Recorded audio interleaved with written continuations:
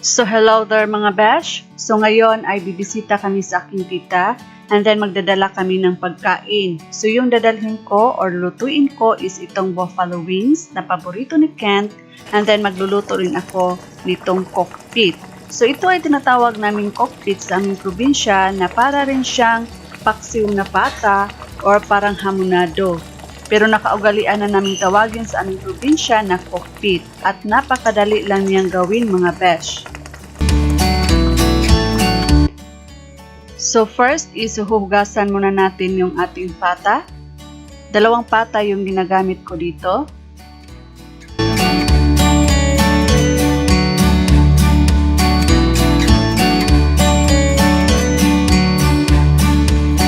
So ngayon is gumagamit ako ng blade kasi may mga konti pang mga balahibo na natira sa ating pata. So kailangan talaga nating linisin mabuti.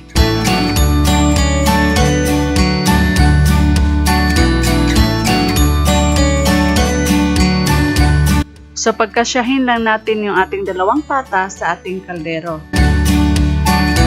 So 7-Up yung ginagamit ko na pantubig sa ating crispy pata para mas madali siyang lumambot.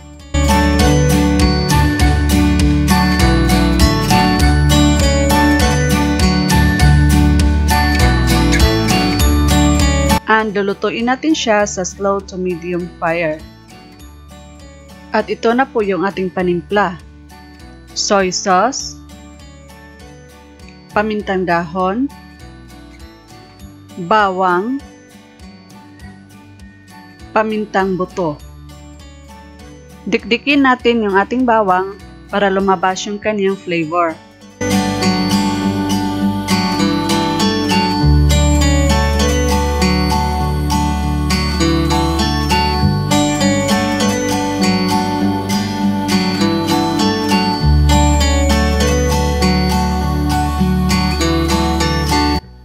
Pag malambot na yung pata, pwede mo na ilagay yung ating panimpla.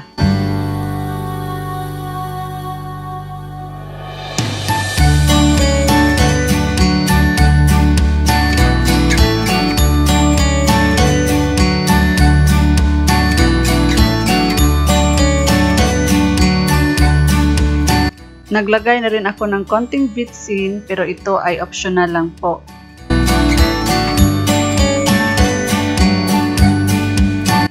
At ito ay ating lulutuin 3 to 4 hours. So ngayon is mag-prepare naman tayo sa ating buffalo wings. So huhugasan lang natin mabuti. And then kinakat ko pala siya besh. Kagaya nito.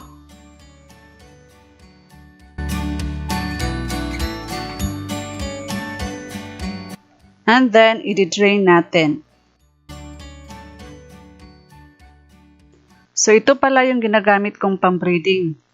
So ngayon is i-check naman natin yung ating cockpit. So okay na sa akin yung consistency ng sauce. So ito ay luto na.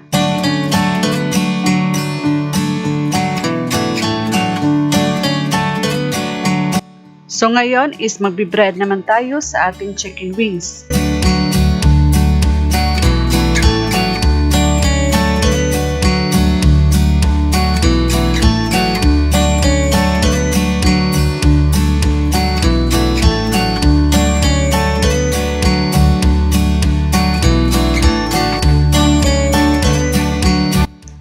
So, kailangan nating i-deep fry ang ating chicken wings.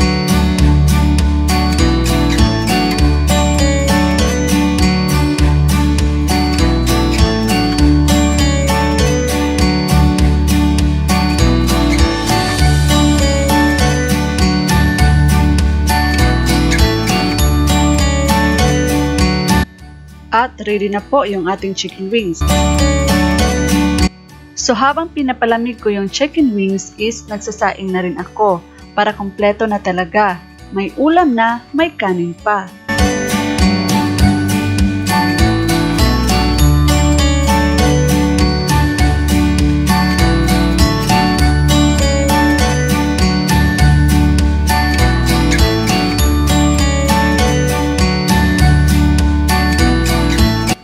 At ito naman po yung ating panimpla sa sauce. Minced garlic, butter, sweet chili sauce, another sweet chili sauce, and 7-Up. So ngayon is maglagay lang tayo ng mga 1 tablespoon of butter. And then lagyan din natin ng konting oil para hindi masunog yung butter. Isunod natin ilagay yung ating minced garlic.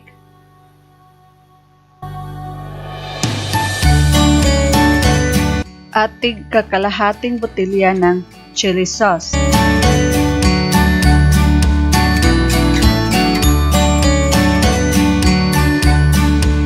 At isang basong 7-Up. At 1 teaspoon ng vetsin, pero yun po ay optional. At ngayon is ilagay na natin yung ating chicken wings.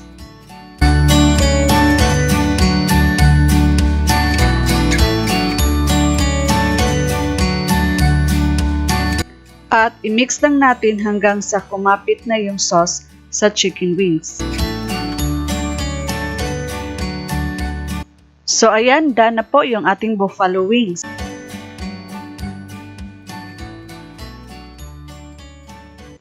So ngayon is we are on our way to visit my tita.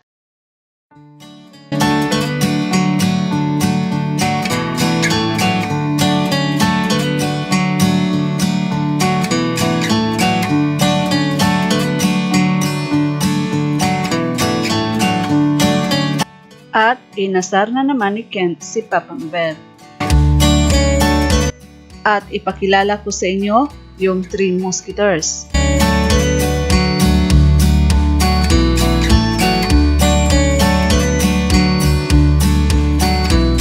So hanggang sa muli, bye!